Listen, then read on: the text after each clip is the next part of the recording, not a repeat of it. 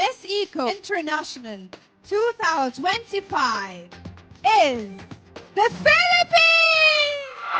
Kinoronahan si Alexie May kay Moso Brooks bilang Miss Eco International 2025 sa Grand Coronation Night ng naturang kompetisyon noong Sabado, Abril 19, 2025.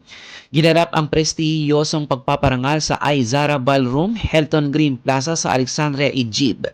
Si Alexie ang ikatlong Pilipinang naitalang nakasungkit ng titulong Miss Eco International.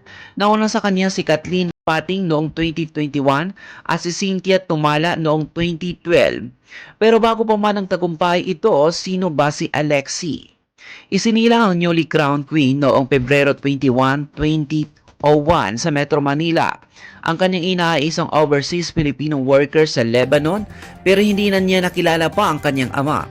Bagamat sa siyudad ipinanganak sa bayan ng Leon, Iloilo lumaki at nagkamalay si Alexie. Sa isang sulat ng ABS-CBN News noong Enero 2024, ibinahagi ni Alexie ang malaking bahagi ng lola niya sa kanyang buhay. My grandma is my life, she's the drive. Without her, I don't think I would be the same Alexie what I'm right now, saad ni Alexie. Dagdag pa niya, without her, I don't think I have this dream.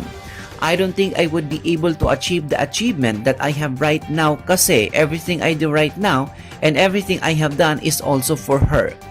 Ayon kay Alexie, hindi raw naging madali ang buhay para sa kanya.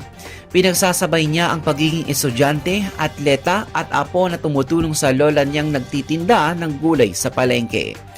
Bukod sa kakapusan ng pera, naging tampulan din siya ng tukso dahil umano sa pisikal niyang itsura. Anya, my life isn't easy back in Leon. I often get bullied for being black. I don't have my parents growing up. At times, I didn't have lunch going to school. I remember that we don't have money to buy rice.